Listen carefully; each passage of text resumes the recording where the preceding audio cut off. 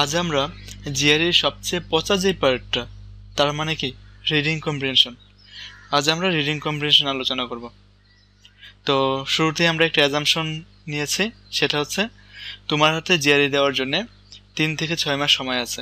তাহলে reading comprehension কীভাবে improve করতে হবে সেই ব্যাপারগুলো আমরা এখানে ডিটেলস আলোচনা করব। তো ব্রেস ইউরসেলফ।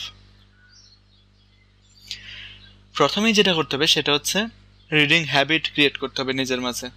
আর তার জন্যে আমাদেরকে একটা স্ক্যাজুয়াল দাঁড় করাতে হবে যে আমি প্রতিদিন একটা সময় শুধু রিডিংয়ের জন্য ইনভেস্ট করব। কারণ ভোকাবুলারি দিয়ে তো জিআরইতে পার পাওয়া যাচ্ছে না। আমরা দেখেছি শুধু ভোকাবুলারি পারলেই আমরা সেন্টেন্স কমপ্লিশন পারতেছি না, তাই তো? তো যেটা করতে হবে সেটা হচ্ছে রিডিংয়ের একটা ভালো হ্যাবিট তৈরি করতে হবে।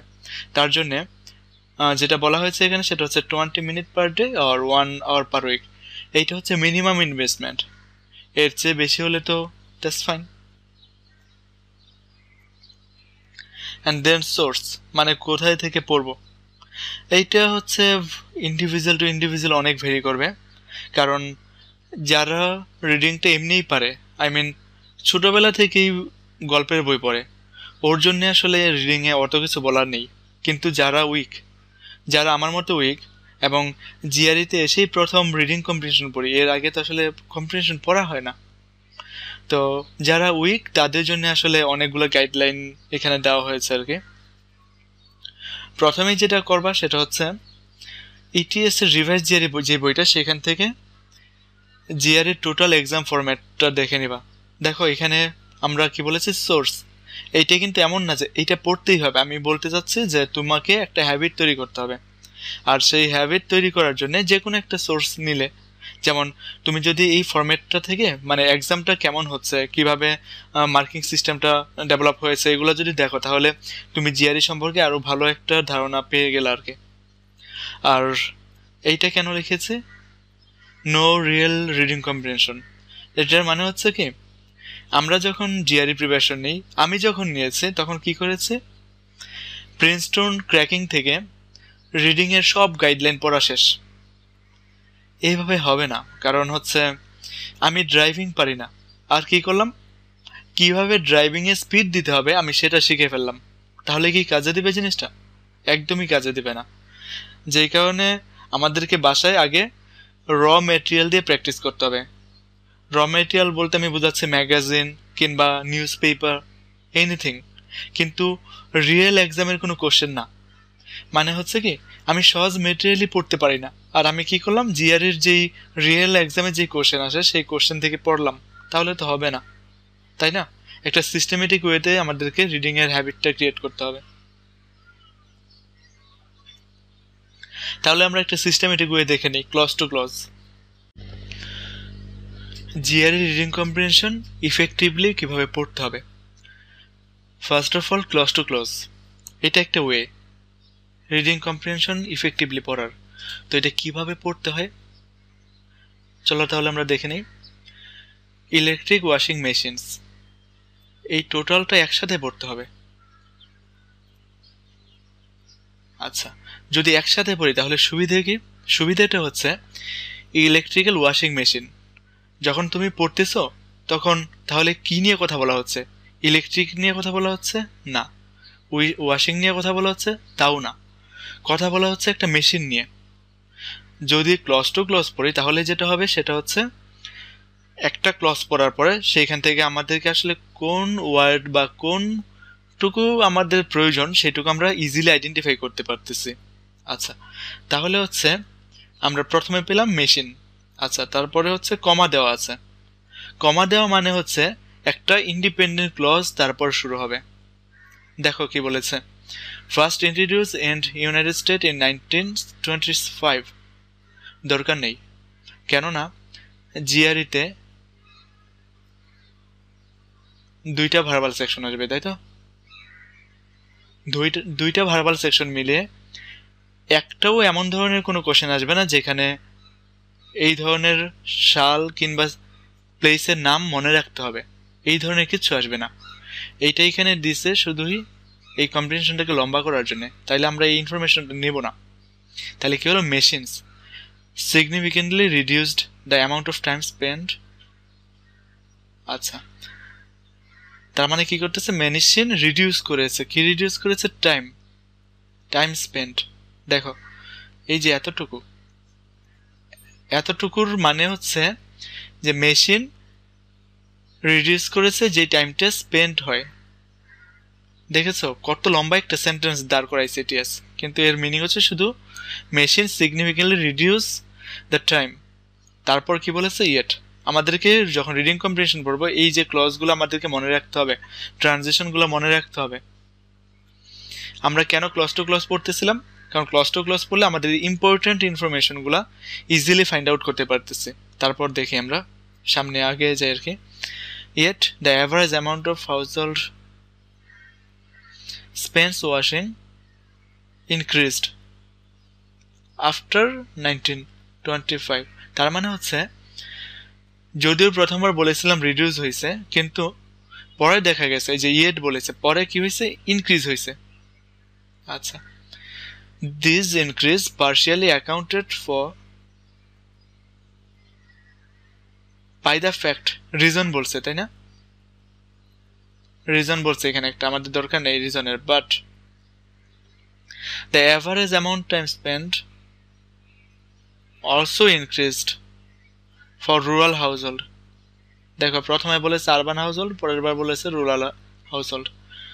তাহলে কি হচ্ছে, সেন্টেন্স এখানে হচ্ছে তিনটে। এইটা হচ্ছে একটা সেন্টেন্স, এইটুকুন হচ্ছে একটা সেন্টেন্স, তারপর এইটা একটা সেন্টেন্স, তারপর এখানে ফাইনাল। তো এই যে তিনটা সেন্টেন্স, প্রথম সেন্টেন্সে কি বলেছে যে এই মেশিন টাইমটা রিডিউস করেছে, যদিও হাউসহোল্ডের জন্য টাইমটা 1925 পর বেড়ে গেছে। তারপরের সেন্টেন্সে বলেছে কারণটা বলেছে যে কেন কেন এটা আরবান হাউসহোল্ডে বেড়ে গেছে, এবং তারপরে বলেছে বাট আরবান হাউসহোল্ডের একটা কারণ, এবং তারপর বলেছে যে রুরাল হাউসহোল্ডে কি কারণ ছিল। আমাদেরকে এইভাবে রিডিং পড়তে হবে, একটা সেন্টেন্স পড়বো, ওইটার বাংলা মিনিং বের করব, বাংলা মিনিং বের করে ওইটা দিয়ে তারপরে কোশ্চেনে যাব, এইভাবে কাজ করলে হবে না। জিআরই রিডিং কম্প্রিহেনশন এসে যেটা করতে হবে সেটা হচ্ছে ক্লজ টু ক্লজ ধরে ধরে পড়তে হবে, এবং যেটুকু ইনফরমেশন দরকার ছিল শুধু সেইটুকু ইনফরমেশনই আমরা ব্রেনে স্টোর করব, নাথিং এলস। বলছিলাম রিডার ডাইজেস্ট থেকে ডাইভার্সিফাইড আর্টিকেল পড়তে হবে। ডাইভার্সিফাইড কেমন, যেমন এখান থেকে তুমি, এখানে আসলে কোনো বাধা ধরার রুলস নেই, যেমন তুমি এখান থেকে যোগ পড়তে পারো, কিংবা কার্টুন পড়তে পারো, যে কোনো কিছু, জাস্ট রিডিংয়ে একটা হ্যাবিট তৈরি করতে হবে। আর এই হ্যাবিটটার জন্য বিভিন্ন জায়গা থেকে বিভিন্ন কিছু পড়তে পারো আর কি, যেমন true story, love story, inspiration স্টোরিতে আমরা চলে যেতে পারি। এখানে এসে দেখলাম যে আসলে এখানে কি ধরনের স্টোরি দিয়েছে, এই স্টোরিটা আমরা এখান থেকে পড়তে থাকলাম। লেজ আই ফিক্সেশন, দেখো আজকের প্রেজেন্টেশন স্লাইডে less eye fixation, clause to clause, এই ধরনের যত কথাই বলবো এগুলো হচ্ছে তুমি যখন রিডিং পড়বা তখন যেন এই জিনিসগুলো তোমার মাথায় থাকে, কারণ আমাদেরকে টাইম কনস্ট্যান্টের মধ্যে জিআরইতে রিডিং কম্প্রিহেনশন অ্যান্সার করতে হবে। তাহলে কি করতে হবে, প্রপার ওয়েতে জিনিসটা করতে হবে, তাই না? আচ্ছা, লেজ আই ফিক্সেশন মানে কি? লেজ আই ফিক্সেশন মানে হচ্ছে আমরা তো ছোটবেলা থেকে কি পড়ছি, extensive housing construction is underway in the habitat, এইভাবে পড়ছি, ওয়ার্ড টু ওয়ার্ড পড়ছি। তো লেজ আই ফিক্সেশন মানে হচ্ছে দুইটা ওয়ার্ডের মাঝখানে তুমি যদি তোমার আই ফিক্স করো, তাহলে দুইটা ওয়ার্ড পড়ার জন্য যে সময়টা লাগবে সেটা হচ্ছে তুমি যদি আলাদা আলাদা করে ওয়ার্ড পড়তা তাহলে সেই সময়ের ইকুইভ্যালেন্ট কীরকম সেটা একটু খেয়াল করো। Extensive housing construction is underway, যদি এইটা না পড়ে তুমি এই দুইটাকে একসাথে রাখো, extensive housing construction is underway in forest, the habitat of large population, পুরোটাকে একসাথে নিছো, তোমার চোখের মনি একদম habitat of the large population টোটালটাতে একসাথে পড়ছে, তাহলে কিন্তু এখানে তোমার টাইম সেভ হচ্ছে। তারপর দেখো বিকজ ডিয়ার ফিট, এইখানে যদি তোমার চোখটা রাখো, তুমি বাম দিক থেকে বিকজটাকে টেনে নিচ্ছ এবং ডান দিক থেকে deer feed, because deer feed at the edge of forest, তুমি যখন পড়তেছো তোমার কনসেন্ট্রেশন থাকতেছে, স্পিড বাড়তেছে, এবং ফাইনালি তোমার টাইম সেভ হচ্ছে। সো তোমাকে এইভাবে পড়তে হবে, লেজ আই ফিক্সেশন দিয়ে। And then what?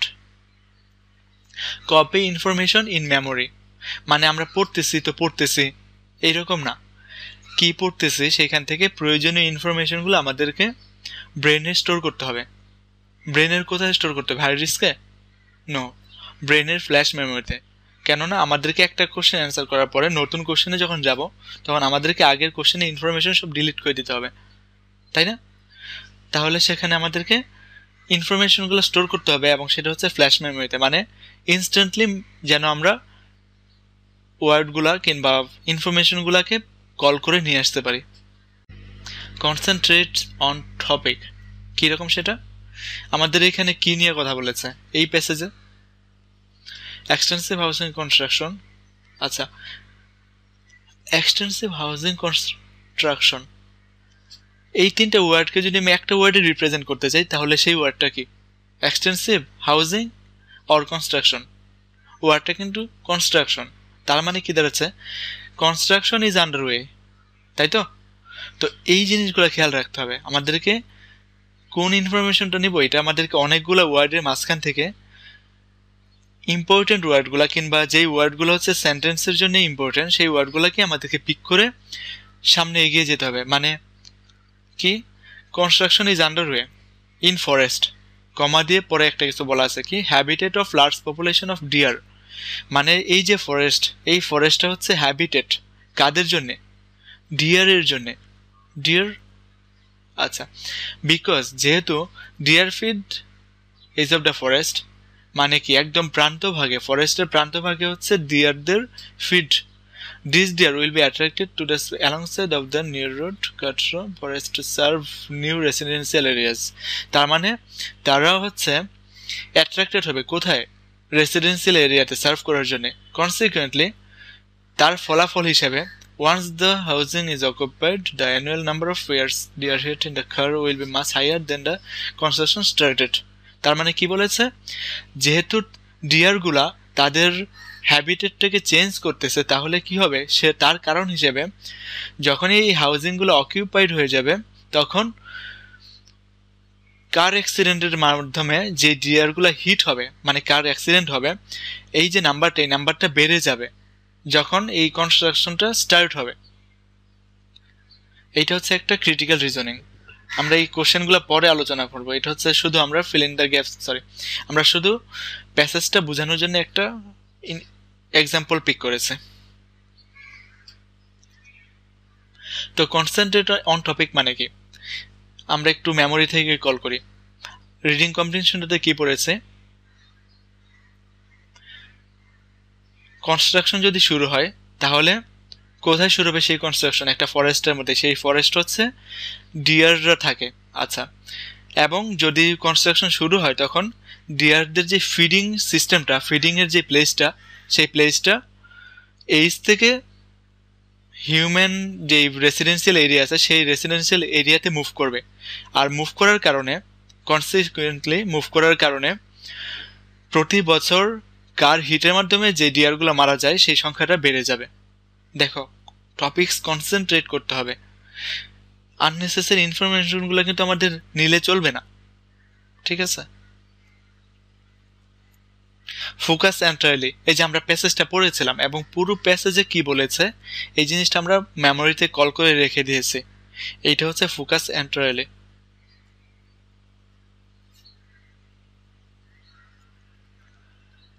যাদের হাতে সময় আছে তাদের আসলে যেটা করতে হবে সেটা হচ্ছে ডাইভার্সিফাইড আর্টিকেল পড়তে হবে। কারণ জিআরই এক্সামে যদি একটা রিডিং প্যাসেজ আসলো, যে রিডিং প্যাসেজটা হচ্ছে কি ক্যান্সারের উপরে, কিন্তু ক্যান্সার কিংবা ক্যান্সার রিলেটেড এখন পুরো ওয়ার্ল্ডে যে ধরনের রিসার্চ হচ্ছে সেই সম্পর্কে আমার কোনো আইডিয়া নাই, তাহলে কি হবে? যে রিয়েল এক্সামে গিয়ে এই প্যাসেজগুলো পড়তে ভালো লাগবে না, মনে হবে কেন যে জিআরই দিতে আসলাম। তো এই কারণে যেটা করতে হবে সেটা হচ্ছে রিয়েল এক্সামে যাওয়ার আগে ডাইভার্সিফাইড আর্টিকেল পড়তে হবে। তো আর্টিকেলগুলো বিভিন্ন জায়গা থেকে পড়া যেতে পারে, যেমন তোমরা বাজার থেকে রিডার ডাইজেস্ট কিনতে পারো, একটা ম্যাগাজিন, কিংবা ওয়েবসাইট থেকে পড়তে পারো, অথবা যেটা প্রথমেই বলেছিলাম যে জিআরই আর্টসের যে টাইপগুলো এইগুলো তোমরা দেখে রাখতে পারো, মানে পড়তে হবে, যেইখান থেকে খুশি সেইখান থেকে হোক জিনিসগুলো পড়তে হবে, পড়ে তোমাকে বেসিক ডেভেলপ করতে হবে। ফর 09 to 12 সিরিজ তার মানে হচ্ছে তোমরা যারা এখন বাংলাদেশের বিভিন্ন ইউনিভার্সিটিতে আন্ডার গ্রেডে আছো, মানে যাদের হাতে হিউজ অ্যামাউন্ট অফ টাইম আছে জিআরই দেওয়ার জন্য, মানে কালকে সকালে জিআরই দিতে হবে না আর কি, তোমরা হয়তো বা 15 কিংবা 16 ফল টার্গেট করবা, তো যাদের হাতে 16 কিংবা 17 ফল টার্গেট করবা তাদের হাতে তো সময় আছে, ample amount of time. So সেই সময়টাকে তোমার কী করতে হবে, স্টোরি বুক কিংবা ম্যাগাজিন পড়তে হবে, একটা সলিড রিডিং হ্যাবিট তৈরি করতে হবে। কারণ রিভাইজ জিআরইতে যেটা হয়েছে সেটা হচ্ছে এটা ভোকাবুলারি এক্সাম না, রিমেম্বার। তুমি 4000 ওয়ার্ড পড়ে এসেও রিভাইজ জিআরইতে ভালো করতে পারবে না, কারণ রিভাইজ জিআরইতে ভালো করতে হলে ভালো করাটার জন্য হিট করতে হবে রিডিংয়ে। কিন্তু যারা আমার মতো উইক স্টুডেন্টদের জন্য আসলে হচ্ছে ভোকাবুলারি, কারণ রিডিং তো পারি না বলে ভোকাবুলারি দিয়ে যতটুকু এগিয়ে রাখা যায়। কিন্তু তোমাদের হাতে যেহেতু সময় আছে, মানে যারা এখন আন্ডার গ্রেডে পড়াশোনা করতেছো বাংলাদেশের বিভিন্ন ইউনিভার্সিটিতে, যাদের হাতে সময় আছে তারা ডে বাই ডে রিডিংয়ের একটা সলিড হ্যাবিট তৈরি করে ফেলবা। আর যারা 14 কিংবা 15 ফলে টার্গেট করবা, তারা যেটা করবা সেটা হচ্ছে সলিড না হোক হ্যাবিটটা তৈরি করতে হবে আর কি, রিডিংয়ের একটা হ্যাবিট তৈরি করতে হবে, ভোকাবুলারি ভালোভাবে টার্গেট করতে হবে এবং ফাইনালি একটা সলিড জিআরই এক্সাম দিয়ে দিতে হবে। আচ্ছা, এইটা খুব ইম্পর্টেন্ট একটা ব্যাপার। আমরা যখন রিডিং পড়ি, তো রিডিং পড়ার সময় তো অনেক ওয়ার্ড জানি না। এখন ওয়ার্ড জানি না, একটা রিডিং প্যাসেজ পড়তেছি, তো যেটা হয় সেটা হচ্ছে রিডিং প্যাসেজ পড়তেছি, ওয়ার্ড জানি না। এখন কি করলাম, অক্সফোর্ড অ্যাডভান্স লার্নার থেকে ওয়ার্ড মিনিং দেখলাম, তারপরে আবার রিডিং প্যাসেজ আসলাম। কি হলো, আমার রিডিং প্যাসেজ পড়ার সময় যে ফ্লোটা ছিল সেই ফ্লোটা নষ্ট হয়ে গেল। তাহলে কি করতে হবে, যে কাজটা করতে হবে সেটা হচ্ছে ওয়ার্ড যখন তুমি রিডিং পড়বা তখন ডিকশনারি থেকে খোঁজার দরকার নাই, কিছু ওয়ার্ড না জানলে সেই ওয়ার্ডগুলা ইগনোর করে চলে যেতে হবে, মানে আন্দাজে যে আচ্ছা এটার মিনিং এইরকম হইতে পারে আর কি, এইভাবে আগাতে হবে। কারণ একটা সময় পরে যে তুমি এইসব ওয়ার্ড জানবাই যখন তোমার জিআরই ওয়ার্ড লিস্ট কমপ্লিট হয়ে যাবে।